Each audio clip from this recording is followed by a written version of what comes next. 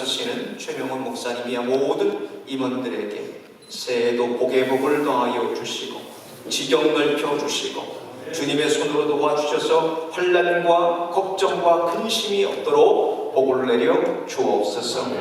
하나님, 사업총회 가운데 지혜가 필요합니다. 이 시대와 교회를 향하신 하나님의 뜻을 알도록 지혜와 계시의 영을 교회에 부어주셔서 뜻이 하늘에서 이루어진 것처럼 이 땅에서도 하나님의 뜻을 이루어드리는 교회비야 모든 교회가 되게 하여 주옵소서. 이 시간 특별히 말씀 증거하시는 손정호 목사님 성령의 장중에 붙잡아 주셔서 피곤치 않게 하여 주시고, 하나님께서 하시고자 하는 말씀이 목사님을 통해 증거되실 때 영과 홍과 및 관절과 골수가 쪼개어지는 살아 역사하시는 생명의 말씀이 선포되게 하여 주시고, 저희들이 말씀 아멘으로 붙잡고 새해도 믿음으로 승리하게 하여 주옵소서. 예배의 시종을 하나님께 맡기오며 예수님의 이름으로 기도드리옵나이다. 아멘. 할렐루야. 네. 새해 하늘의 복 많이 받으시기 바랍니다. 최명훈 목사님께 배웠습니다. 그 인사말이 너무 좋더라고요. 그냥 새해 복 많이 받으세요. 그럼 너무 좀 세속적인 것 같고, 하늘의 복을 많이 받으십시오 그러면 정말 우리 크리스천들에게는 너무 소망이 되는 그런 인사인 것 같아요. 새해 섬기시는 모든 교회 또 사역 위에 하늘의 복이 넘치기를 간절히 바랍니다. 오늘 이사야서 60장 말씀으로 이제 나누게 됐는데요. 사실은 지난 2주 동안 저희 교회에서 특세가 있었는데 특세 때 하이라이트였던 제일 가장 중요했던 메시지 좀 같이 나누고 싶어서 한 번 더 이렇게 나누려고 준비를 했습니다. 1절, 4절 간단한 말씀인데요. 보면은 빛이 저희 교회 이제 올해 비전 그 캐치프레이즈가 세상을 밝히는 교회, 세상에 필요한 교회, 그래서 빛과 소금이 되는 역할을 하자라고 정했었는데요. 가만히 2주 동안 그 내용만 가지고 계속 연구하고 묵상하다 보니까 여러 가지가 좀 깨달아지는데, 빛은 생명체에다가도 생기를 주는 존재, 또 하나님의 영광을 드러내는 존재, 또 인생의 방향을 보여주는 존재인 것 같아요. 그리고 이렇게 빛을 쪼이고 빛을 만난 사람들은 그런 사명은 참 진리를 선포하고 전하고 가르치고 이끄는 역할들을 하도록 부름받았다. 빛된 존재로 부름받았다라는 것이죠. 1절 말씀 보면 일어나라 빛을 발하라 이사야 60장 말씀은 사실 그 앞에까지 계속 심판의 메시지가 있다가 이제는 일어나라 빛을 발하라, 새로운 영광의 여호와의 영광이 내 위에 임하게 될 것이다 라는 기쁜 소식을 전해줍니다. 근데 사실 그런데 다 폐허가 됐잖아요. 시온은 완전히 폐허가 됐고 다 바벨론의 포로로 끌려가 있는데 그 시온에서 폐허에서 무슨 영광이 나오겠으며 뭘 바랄 수가 있겠습니까마는 하나님께서 이사야 선지자를 통해서 빛이 많은 때가 올 거라는 것이죠. 바벨론의 포로로 끌려간 이들이 시온으로 돌아가게 되는 날이 올 것이다. 치유와 회복과 구원의 빛이 이스라엘에 임하게 될 것이다 라고 예언해 주세요. 그런데 이게 이사야 선지서는 항상 중의적이지 않습니까? 눈앞에서는 이스라엘의 회복을 예언하는 것이지만 먼 훗날에는 예수 그리스도의 초림을 통해서 교회가 이 땅 가운데 세워지게 되고 땅 끝까지 그 빛이 비치게 될 것을 미리 내다보면서 선지자를 통해서 말씀해 주신 것이죠. 치료하는 광선을 바라실 메시아를 통해서 교회가 탄생하고 확장될 것을 예언해 주시는 말씀이었습니다. 2, 3절에 보면 그러나 어둠이 땅을 덮을 것이고 캄캄함이 만민을 가리려니와 오직 여호와께서 내일이 임하실 것이며 그 영광이 내리라 하니까 두 개가 항상 컨트라스트가 있다는 거예요. 항상 세상은 점점점 어두워져 갈 것이고 그러나 그 가운데 굴하지 아니하고 빛을 발하는 존재가 나타나게 될 것이다. 마치 애굽에 죄를 지었을 때 애굽 바로가 계속해서 자기 백성을 하나님의 백성을 가지 않게 했을 때 결국은 흑암의 재앙이 임한 것처럼 깜깜한 가운데 모두가 좌우를 분별할 수 없을 때 하나님의 진노가 온 세상에 임할 때 그럼에도 불구하고 진노 가운데도 긍휼을 잊지 않으시고 구원을 베푸시는 하나님의 손길이 반드시 임한다. 그리고 나서 이제 3절 4절 보면 나라들은 내 빛이요 왕들은 비치는 내 광명으로 나오고 세상 모든 무리들이 너희 가운데로 나오게 될 것이다 라는 이야기를 하고 있어요. 이것 제가 딱 두 가지만 나누고 싶은데요. 첫 번째는 둘 다 이제 탁월함과 관련된 부분이에요. 첫 번째, 빛을 발하는 탁월한 교회. 성경에서 하나님이 빛을 내거나 반사하는 근원이 될 것으로 지적하신 유일한 존재가 있어요. 유일한 존재는 먼저 하나님이시고요. 하나님 외에 빛을 발하거나 반사할 수 있는 존재로 유일하게 꼽은 기관이 바로 교회예요. 하나님이 이렇게 교회를 높이 생각하셨다는 거예요. 너희는 세상의 빛이라. 세상에서 어떤 것도 빛처럼 인정되거나 빛을 발하거나 반사하는 존재로 부름받지 않았지만 교회는 그렇게 부름받았다. 너희는 세상의 빛이다. 하나님의 기대가 얼마나 큰지, 우리 교회를 향한 하나님의 기대가 얼마나 큰지를 다시 한번 보여주는 것 같습니다. 마치 항해하는 선박이 모진 파도 가운데도 잘 안전한 꼭으로 들어올 수 있도록 그 파도 치는 가운데 우뚝 서 있는 등대와 같이 빛을 발하고 서치라이트를 비춰주면서 모든 인생들이 안전한 곳으로 나아갈 수 있도록 그 길을 밝혀주는 존재가 교회가 되어야 한다는 것이죠. 요즘 한국에서 헌법재판소가 관심이 초점이 되고 있습니다. 판사가 누구냐 이런 걸 집중 조명합니다. 그런데 바울은 장차 교회가 온 세상을 판단하게 될 것이라고 이야기합니다. 고린도전서 6장 1절 3절을 보면 너희 중에 누가 다른 이와 더불어 다툼이 있는데 구태여 불의한 자들 앞에서 고발하고 성도 앞에서 하지 아니하느냐. 성도가 세상을 판단할 것을 너희가 알지 못하느냐. 세상도 너에게 판단을 받겠거늘 지극히 작은 일 판단하기를 감당하지 못하겠느냐. 우리가 천사를 판단할 것을 너희가 알지 못하느냐. 그러므로 하물며 세상 일이랴 라고 바울이 이야기를 합니다. 우리가 마지막 때 온 세상을 심판할 자로 하나님 곁에서 함께 그 일에 동참하게 될 귀한 존재라는 것이죠. 세상에 혼돈스러운 세상에 질서를 부여하고 어두운 곳에 참 진리를 선포하도록 부름받은 기관이 바로 교회이고 저희는 그 교회를 섬기는 종들이라는 것이죠. 마태복음 5장 14, 15절에 너희는 세상의 빛이라 산 위에는 동네가 숨기지 못할 것이요 사람이 등불을 켜서 말아두지 아니하고 등경 위에 두나니 이러므로 집안 모든 사람에게 비치니라. 세상의 빛이라 산 위에 있는 동네가 숨기지 못하는 말은 빛을 도저히 숨길 수가 없다는 거예요. 빛은 내가 숨기려고 해도 뿜어나오고 삐져나오고 모두가 알아챌 수밖에 없어요. 아침에 해가 돋는데 아무리 구름이 많이 껴도 해 뜨는 걸 막을 수가 없죠. 밤이 지나고 아무리 구름이 많이 껴 있어도 낮이 된 걸 누구나 다 알 수 있어요. 빛은 감출 수가 없기 때문에 그런 것이고 너희는 그런 빛이다. 너희는 세상의 빛이다. 우리는 한국 교회사에 등장하는 자랑스러운 교회 역사를 가지고 있습니다.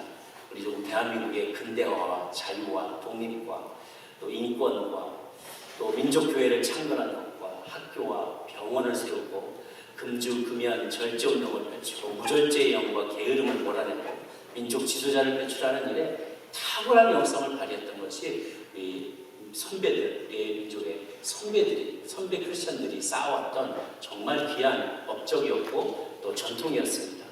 그래서 만약에 세상의 죄 가운데 빠져있고 하나님께로부터 멀어지고 있다면 그건 바로 교회가 세상에서 그 역할을 제대로 감당하지 못했기 때문에 그렇습니다. 어둠을 밝히는 빛의 사명을 제대로 감당하지 못했기 때문인 것이죠. 그래서 우리는 탁월한 교회가 되어야 될 겁니다. 교회가 빛을 발하는 그 사명을 제대로 감당하는 그런 교회가 되어야겠죠. 그러나 두 번째로 제가 마지막으로 나누고 싶은 것은 빛을 발하는 탁월한 목사들이 되자 하는 것입니다. 이거 사실은 이거 이제부터는 저에게 하는 말입니다. 저에게 스스로 다짐하는 말입니다. 저는 세상 사람들을 보면서 참 많이 배울 점이 있다는 것을 보게 됩니다. 저는 이제 손흥민 선수를 참 좋아하는데 저희 집안 사람이에요. 어떻게 하게 될지 모르지만 하여튼 나스네임이 똑같기 때문에 제 아들들도 굉장히 자랑스러워합니다. 야 손흥민하고 너하고 어떻게 하냐. 애들 우리 뭐 사돈의 발전을 멀리 하여튼 우리 다 패밀리하고 해서 되게 자랑스러워요. 근데 이 친구가 젊은 사람이 정말 이 양발을 다 쓰거든요. 오른발 왼발을 다 쓰는데 이 탁월함을 발휘하기 위해서 왼발로 보통 자연스럽게 오른발을 쳐서 왼발을 더 익숙하게 하려고 1.5배를 더 찬대요. 오른발로 하는 겁니다. 양말도 왼발부터 쓰는데 씻을 때도 왼발부터 씻는데 다 떠나가고 경기가 다 끝나고 나도 꼭 끝까지 남아서 페널티킥 연습을 하고 차기 연습을 해요. 이번에 들어가는 코너킥 골 보셨죠? 코너킥에서 쳤는데 바나나킥으로 들어가잖아요. 그거 푸스카스랑 살 때 100m를 질주하는 그 광경은요, 그냥 살짝 각도만 바꿔놓으면서 그 안에 찔러넣는 모든 걸 보면 정말 탁월하다. 그런데 두 가지가 다 있더라고요. 그냥 실력만 탁월한 게 아니라 성품도 좋아요. 우리에게 대입해 본다면 설교만 잘하는 게 아니라 영성도 탁월하다는 거예요. 그러니까 성품도 탁월하다는 거죠. 그러니까 뭔가 테크니컬한 것만 있는 게 아니라 그 내면의 깊은 면에서 인간적인 됨됨이와 성품, 인격, 영성 이런 것도 같이 받쳐주니까 그런 사람은 롱런하더라는 것이죠. 뿐만 아니라 가수를 봐도 정말 감동적인 노래를 불러서 많은 사람들에게 영감을 주죠. 비즈니스맨은 최고의 히트 상품으로 소비자에게 사랑을 받고, 과학자들은 최고의 발명품으로 사람들의 삶의 질을 놀랍게 개선해 주는데, 우리 목회자들, 저와 우리 모든 목회자들 또 사역자로 부름받은 이들에게 하나님께서 요구하시는 것은 탁월함, 가르침에서의 탁월함, 그리고 삶으로 본을 보이는 것에 있어서의 탁월함, 영성의 탁월함이 두 가지가 다 필요한 것 같아요. 이것도 참 많이 고민합니다. 새마다 새해가 되면 표어를 발표하고 또 일꾼들이 같이 임원들이 비전 컨퍼런스라는 걸 저희는 합니다. 같이 모여서 한 해 동안 어떻게 무엇을 추구하며 어떻게 나갈까 같이 기도하고 준비하는데 그때마다 돌아보면서 참 부끄럽다. 내가 나보다 더 열심히 섬기는 장로님, 권사님, 집사님들 앞에서 내가 무슨 삶의 본을 보이고 이런 것들이 너무 부족한 것이 보이니까 참 강사로서 서기고 늘 부족해요. 그래서 어떻게든지 외부에서 모셔오려고 애를 쓰는데 그게 쉽지 않더라고요. 하나님, 비단 실력만 탁월한 사람은 세상에 많죠. 근데 그 탁월함은 실력만으로는 오래가지 못하는 것 같습니다. 더 탁월한 사람이 등장하면 곧 잊혀지고 버리고 말죠. 그런데 우리에게 실력만이 아니라 인격과 영성에서도 탁월함을 보인다면 이야기는 달라질 거라고 생각합니다. 무엇보다도 세상 사람들은 단순히 가르침에만 이끌리지 아니하고 내가 말하는 것에만 이끌리지 아니하고 나의 삶의 본능과 그 영성에 이끌려지는 것 같아요. 그래서 우리가 그 안에서 풍성한 열매를 맺는 것을 보면 사람들은 궁금해하는 것이죠. 믿지 않는 이들은 궁금해하는 거예요. 목사로서만이 아니라 한 사람의 인격체로서, 인간으로서 저 사람은 어떻게 저렇게 행복하게 살까? 어떻게 하면 저렇게 기쁨으로 충만한 삶을 살아갈까? 이렇게 고민하고 그 가운데로 나온다는 것이죠. 유진 피터슨 목사님은 주와 함께 달려가리라는 책에서 예레미야 선지자가 하나님의 부르심에 응답해서 어떻게 탁월하게 쓰였는지를 묘사합니다. 세상은 그 메시지를 계속 거부했어요. 예레미야 선지자가 계속 회개하다 곧 심판이 임한다 계속 이야기했지만 다 거부하고 감옥에 가두고 구덩이에다 던져놓고 모욕하고 무시하고 할 때 예레미야가 못해먹겠다고 그냥 때려치우고 싶은 마음이 많았지만 그때마다 가슴이 불붙는 듯 하였다는 거예요. 그래서 눈물을 흘리면서 눈물을 뿌리며 맡겨진 사명을 탁월하게 감당한 것을 보게 됩니다. 하나님은 우리를 평범한 삶으로 부르지 않으셨다. 그분은 우리를 탁월한 삶으로 초대하신다라고 유진 피터슨 목사는 정리합니다. 요셉은 하나님마다 탁월했습니다. 하나님이 지혜를 주셨기 때문에 노예로 팔려가도 가정 총무가 되고 감옥에 갇혀도 간수장의 오른팔이 되고 풀려나도 나라의 총리가 되었습니다. 하나님의 기름 부으심을 사모했고 하나님의 임재가 함께 계시기 때문이죠. 다니엘은 왕이 바뀌고 제국이 바뀌어도 변함없이 총리의 지위를 유지해 주셨습니다. 목숨의 위협이 와도 한 분 하나님만을 섬기기로 결단했기 때문에 하나님이 그와 함께 하셨죠. 4명의 대통령이 바뀌는 동안 한국에서 외교부 아주국장으로 김영삼 때 아주국장, 김대중 노무현 대통령 시절에 주중대사로, 이명박 대통령 시절에 통일부 장관으로 섬기면서 많은 이들의 존경을 받던 김하정 대사가 이렇게 얘기했어요. 세상에서 하나님의 대사로 살아가기 위해서는 끊임없는 기도와 말씀 묵상이 필요했습니다. 그래서 대통령이 한번 부르는데 늘 기도하고 들어갔는데 어느 날은 깜빡하고 기도를 안 하고 들어갔다. 대통령이 불렀는데 딱 갔다가 아까 제가 깜빡 까먹은 게 있어서 금방 다시 가지고 오겠습니다. 이 사람은 맨날 까먹는데 가다가 그런 옆방에 가서 지혜롭게 대답할 수 있게 도와주십시오 라고 간절히 구하고 딱 들어갔다. 그러고 나니까 대통령 뭐 이건 이런 거예요. 어찌 가서 하면 좋겠어요. 중국이 어떻게 할 것 같아요. 그런데 자기도 모르는 지혜를 말하더라고요. 코로나는 그때는 코로나가 아니라 사스가 언제 끝날 것입니다. 7월 4일 전에 끝납니다. 다른 나라는 다 취소했지만 우리는 취소하지 않아도 괜찮습니다. 당신이 그걸 어떻게 그렇게 하시오? 얘기합니다. 제가 중국 통이지 않습니까? 자신 하나님이 가르쳐 주셨는데 그렇게 말할 수 없으니까 제가 중국 통이지 않습니다. 기도도 돼요? 확실합니까? 네, 확실합니다. 그런데 정말 그 전에 사스가 다 끝납니다. 다른 나라들은 다 대사관 철수하고 막 다 모든 공식적인 인정은 다 캔슬했는데 우리나라만 제1차로 첫 번째로 방문하는 국가 원수가 되는 거예요. 그래서 중국과 그때 당시에 굉장히 큰 가교 역할을 했다라고 합니다. 사람들을 볼 때 얼굴에서 빛이 나는 사람이 있습니다. 무슨 화장품을 써서가 아니라 그 안에 안광이 있어서 그렇다 그러죠. 안이 행복하고 모든 혈액순환이 잘 되면 이걸로도 아니고 피부 안쪽에서부터 이렇게 빛이 나오는데 그런 사람들은 매력 있는 모습으로 사람들에게 다가오게 되죠. 사람들이 가까이 하고 싶어 해요.